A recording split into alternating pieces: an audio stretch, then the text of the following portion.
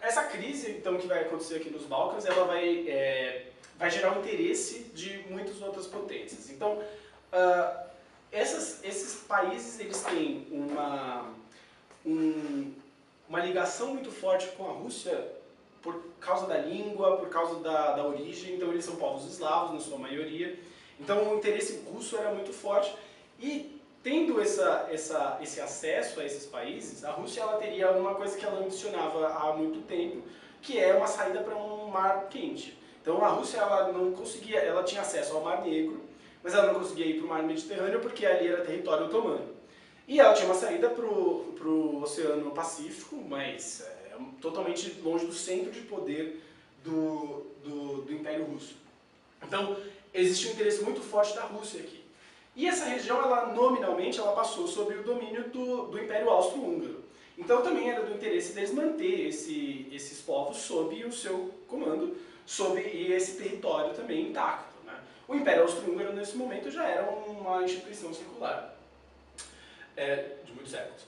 No Oriente Médio, essas crises nacionalistas elas vão fazer com que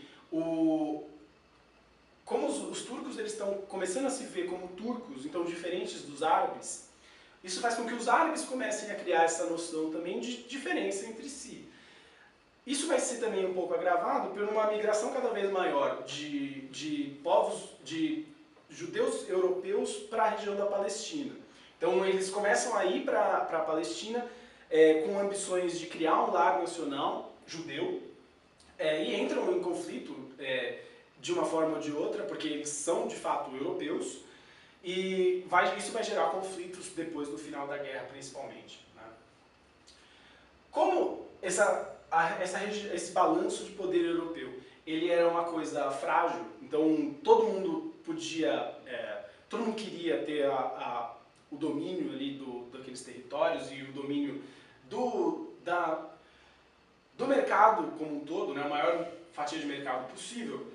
Um esquema de alianças bem complexo vai começar a surgir.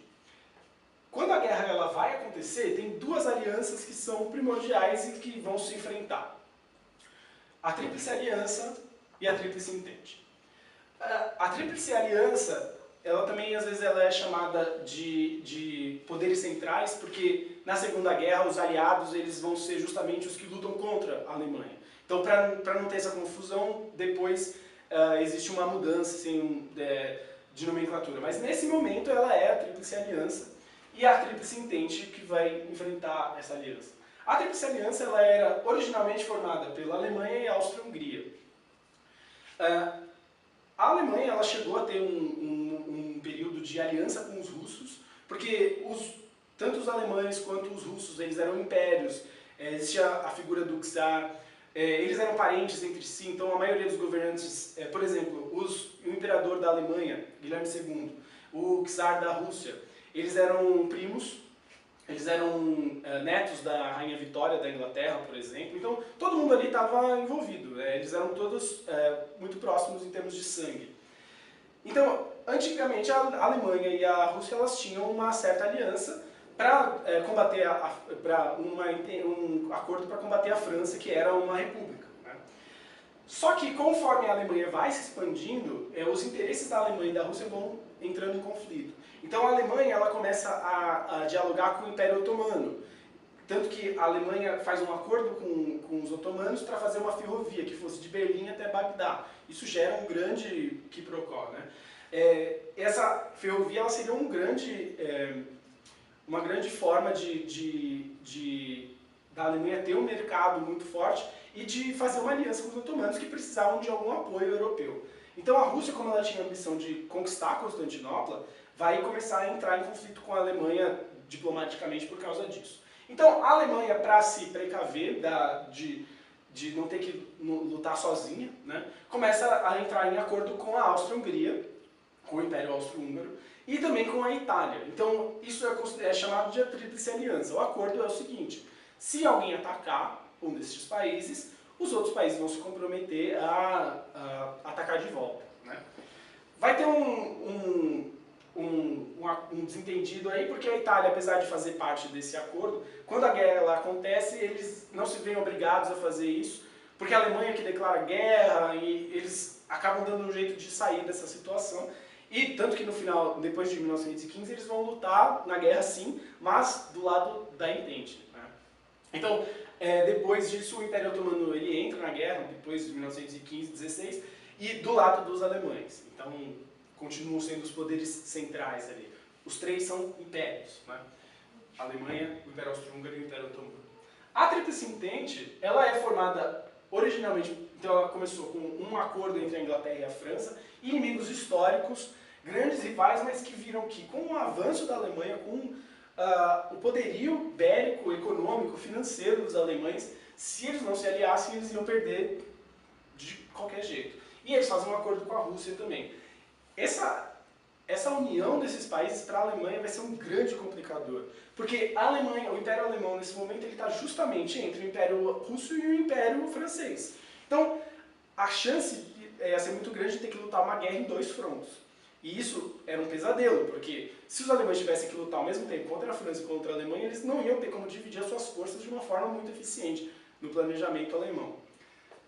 E a entrada da Inglaterra nisso daqui também ia fazer com que a França tivesse um poderio muito grande. Então, antes da guerra, alguns planos foram criados para justamente combater essa guerra que eles estavam prevendo que aconteceria. Os franceses eles fizeram um plano para invadir a Alemanha pela região da Alsácia-Lorena, que era uma região que tinha sido alvo de disputa na guerra de 1871. E eles fizeram esse plano para invadir por ali e, dominando ali a Alsácia-Lorena primeiro, uma região importante de produção de minérios, industrial, eles conquistariam, eles entrariam pela Alemanha. Os alemães conseguiram bloquear os franceses nessa região.